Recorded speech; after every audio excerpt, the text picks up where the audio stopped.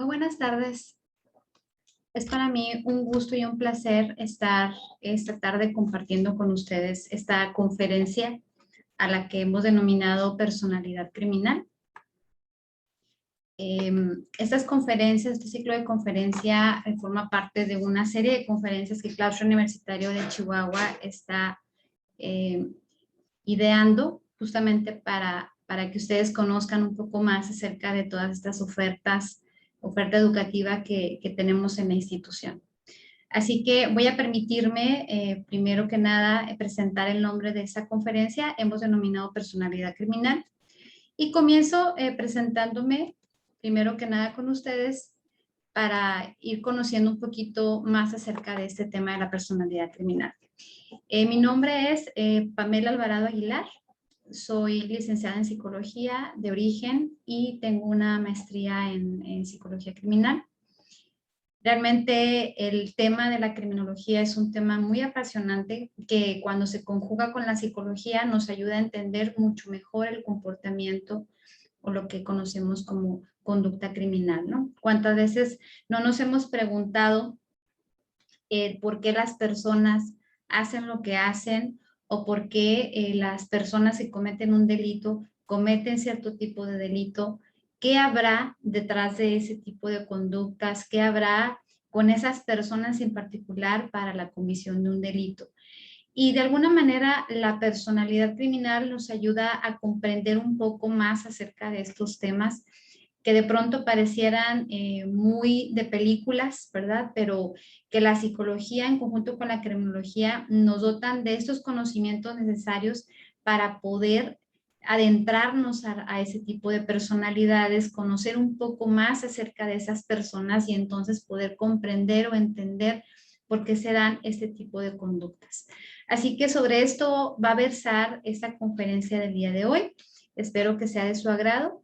Y pues vamos a comenzar con algunas preguntas claves que de pronto nos hacemos cuando he tenido la oportunidad de compartir estos temas con estudiantes de licenciatura o de posgrado. Regularmente hay muchas dudas y preguntas alrededor de lo que es la personalidad criminal. Regularmente nos preguntamos cosas como, pues, ¿qué es la personalidad? Y una pregunta clave aquí, pues, es ¿cómo está conformada la personalidad? Ahorita vamos a responder cada una de estas preguntas a lo largo de la conferencia.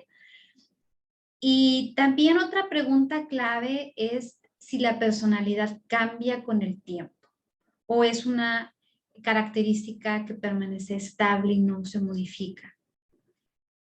¿Qué factores influyen en la personalidad y cómo pueden influir de manera positiva o negativa en ella? Otra pregunta clave es, ¿todos tenemos personalidad? Son preguntas que regularmente están alrededor de lo que es el tema de la personalidad. Y hablando de la personalidad criminal, ¿verdad? Pues existen otro tipo de preguntas como, por ejemplo, si la personalidad puede influir en que una persona cometa un delito. Una pregunta clave es ¿por qué es importante analizar la personalidad en el estudio de la conducta criminal? Cuando analizamos la conducta criminal, ¿por qué inmediatamente la personalidad es un tema que tenemos que poner sobre la mesa para revisar? Y definitivamente sé que además de estas preguntas que yo he lanzado, hay muchas otras, ¿verdad? Y sería muy interesante que ustedes se planteen qué más te gustaría saber acerca de la personalidad. El día de hoy vamos a dar solamente un espacio a este tema apasionante de la personalidad criminal, porque pareciera que hubiera solamente una personalidad en particular que hace que las personas cometan un delito, pero vamos a ir viendo a lo largo de la conferencia que no necesariamente tiene que ser de esta manera. Así que quizá podamos romper con un poquito de tabús o alguna serie de ideas preconcebidas que ya tengamos con respecto a este tema e ir conociendo en realidad qué pasa cuando hablamos de una conducta criminal y su relación con la personalidad. Así que voy a comenzar primero que nada con algunas definiciones que es muy importante aclarar primero que nada. Y pues bueno, ¿verdad? El primer tema o el primer concepto que hay que revisar cuando hablamos de una personalidad criminal es qué entendemos por salud y qué entendemos por patología. Porque si vamos a adentrarnos con algunos padecimientos, con algunos trastornos de personalidad, si vamos a adentrarnos a temas de lo que es normal y lo que no es normal, tenemos que tener muy claro lo que es la salud y lo que se considera enfermedad. Así que me permito explicarles que según la OMS, se considera que la salud es ese estado completo de bienestar, pero fíjense muy bien, de bienestar biopsicosocial y no solamente la ausencia de enfermedad. ¿Qué nos quiere decir esto? Nos quiere decir que el hecho de que no estemos enfermos no significa que necesariamente estemos sanos, hablando en términos de lo que es enfermedad y salud, sino que hablando de la salud, hablamos de que hay que tener o que se tiene que tener un bienestar tanto en el aspecto biológico, a eso se refiere biológico, es decir, el funcionamiento de nuestro cuerpo, ¿sí? De nuestro organismo, no hay algún padecimiento que implique una atención médica. Psico nos habla de un bienestar psicosocial, psicológico, ¿sí? Nos habla de un bienestar psicológico. Y aquí se refiere a que no solamente basta con que físicamente mi cuerpo no esté reflejando una enfermedad, sino que también a nivel mental debo de reflejar un estado de equilibrio y de estabilidad. Es decir, no hay una enfermedad mental que esté nublando mi capacidad, mi juicio, mi razonamiento. Y entonces hablamos de que hay un bienestar biológico, hay un bienestar psicológico, pero también esta definición de la OMS nos exige un poco más, nos habla de un bienestar social, nos habla de tener una interacción con nuestro entorno, no estar desconectados de nuestro entorno, sino poder conjugar esos aspectos biológicos y psicológicos en una interacción social, porque pues somos seres sociales. Así que nos habla en términos generales, ¿verdad? De ser personas que tienen un éxito en su adaptación al medio, de personas que en el estado fisiológico hay un equilibrio. Y pues nos habla también de todo esto que involucra el cuerpo, pero también la interacción con los demás y cómo nos sentimos o pensamos con respecto a esto que interactuamos, con lo que interactuamos cotidianamente. Así que, si se fijan, el concepto de salud es más amplio de lo que a veces podemos suponer. Pensamos que estamos bien en lo físico y damos por hecho que hay salud, pero si no tenemos un bienestar también en el aspecto psicológico, en el aspecto social, no estamos hablando de un completo estado de salud. ¿Qué entendemos por normalidad entonces? Pues la normalidad es un término complejo, complicado de poder determinarlo. Sin embargo, la normalidad no la va a marcar la mayor cantidad de una población o un grupo que presenta determinada conducta, refiriéndonos a esta normalidad conductual. Es decir, la normalidad es definida en base al grupo social en el que nosotros interactuamos. Para poder decir que algo no es normal, tenemos que entender lo que es normal y de acuerdo a estas definiciones, nos hacen ver que la normalidad se refiere a aquello a lo que la mayoría de un grupo de una población se orienta. Así que por eso podemos definir que hay ciertas conductas o ciertos comportamientos que se salen de lo que nosotros conocemos como normal. ¿Por qué? Porque a cierta edad se esperan ciertas conductas, a cierta etapa de nuestra vida se esperan otro tipo de conductas Y de acuerdo a la edad, de acuerdo a la etapa, de acuerdo al grupo donde estamos, se espera de nosotros cierto tipo de comportamiento, cierto tipo de decisiones, cierto tipo de desarrollo. Y cuando no vamos apegándonos a este grupo, entonces es cuando se considera que hay algo que no es normal. Así que podemos identificar varios tipos de normalidad, una normalidad sociocultural, una normalidad legal y una normalidad estadística.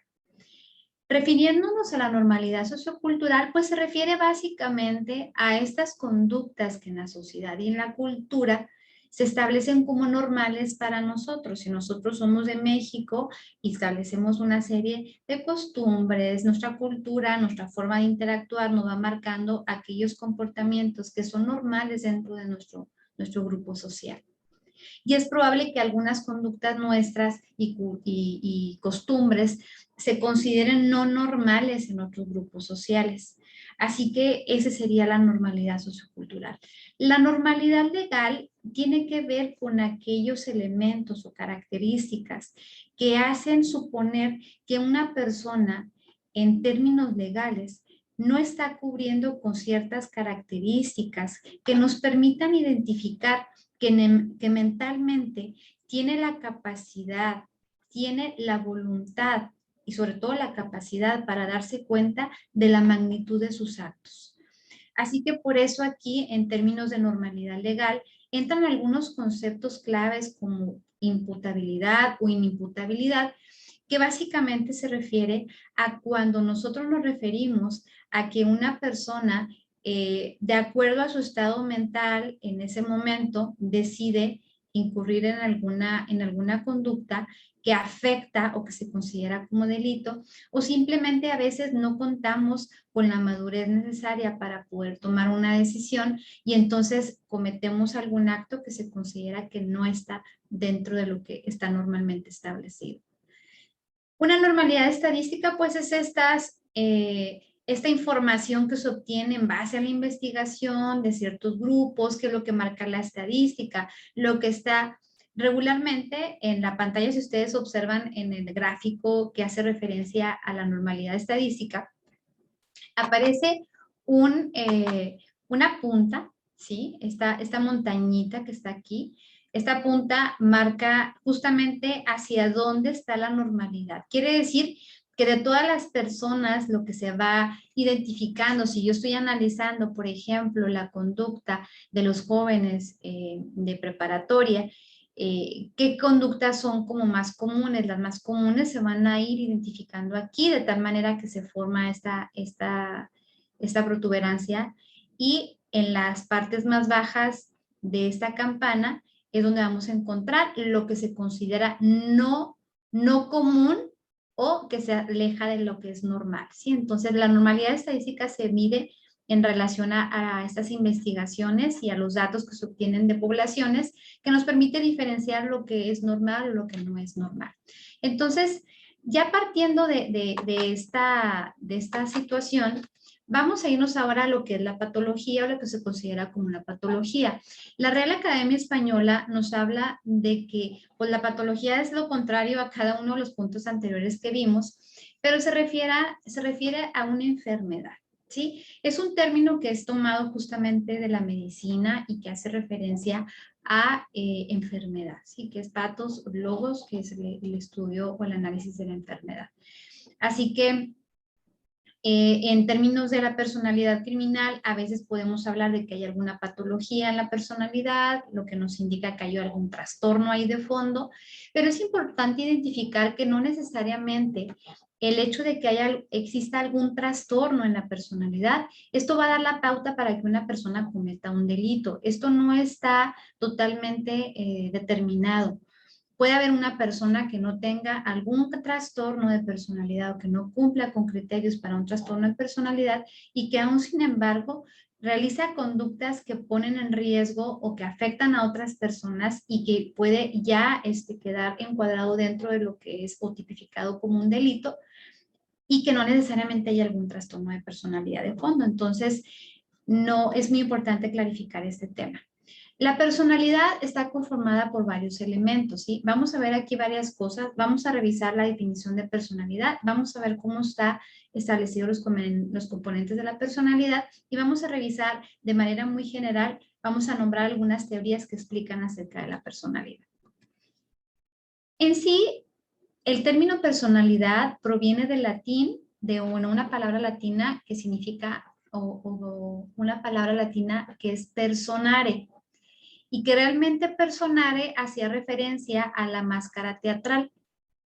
Entonces, cuando hablamos de personalidad, nos referimos a aquellas máscaras o caretas que se ponen las personas para poder presentarse frente a un grupo social, ¿sí? Ese término se toma justamente haciendo referencia a máscaras teatrales de cómo es que en el teatro, en la antigüedad, de acuerdo al papel que tú querías representar, te ponías una máscara y entonces representabas el papel de una persona feliz o te ponías una máscara y el papel de una persona distinta. Así que de ahí viene este término de personalidad y nosotros hacemos referencia a que la definición de personalidad es una variable individual. Es muy importante reconocer que la personalidad es única y es irrepetible. La personalidad de nosotros es lo que nos distingue de los demás. Es una serie de características que nos hace únicos. No hay una personalidad que sea igual a la otra. Hay características similares entre grupos de personas, pero ninguna personalidad es exactamente igual a la otra. Eso es muy importante, primero que nada, aclararlo. Todos tenemos personalidad, todos tenemos personalidad.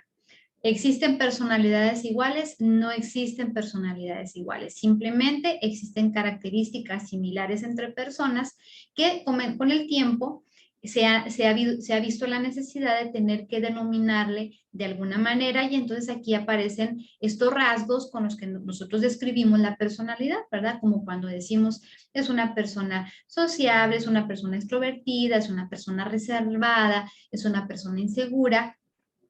Estos títulos o estas descripciones que acabo de mencionar se consideran rasgos de personalidad, ¿verdad? Algunos pueden ser permanentes, otros pueden ser solamente estar o aparecer solamente en ciertas situaciones, pero aquí lo más importante es reconocer que mis características o conjunto de rasgos es lo que me va a dar esta identidad hacia mi personalidad.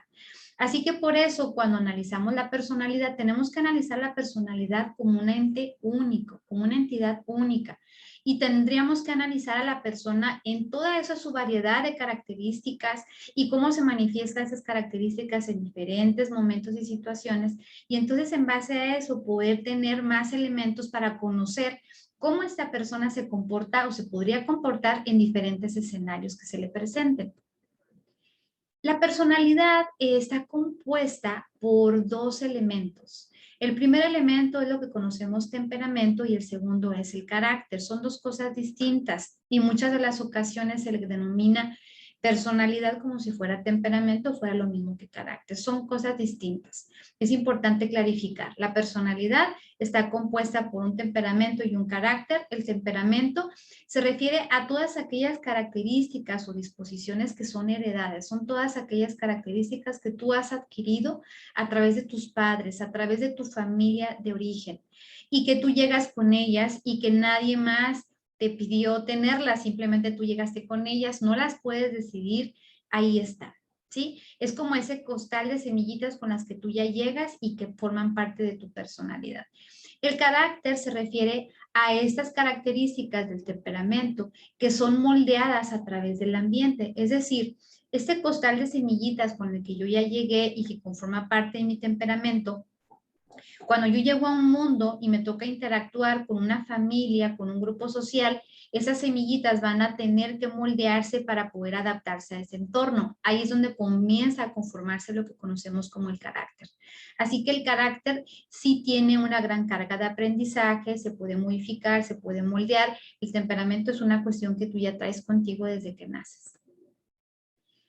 Quisiera, antes de cerrar esta conferencia, comentar que la personalidad criminal no podemos denominar como si existiera solamente una personalidad criminal. Tenemos que quitarnos la idea de que hay una única personalidad criminal. No lo existe.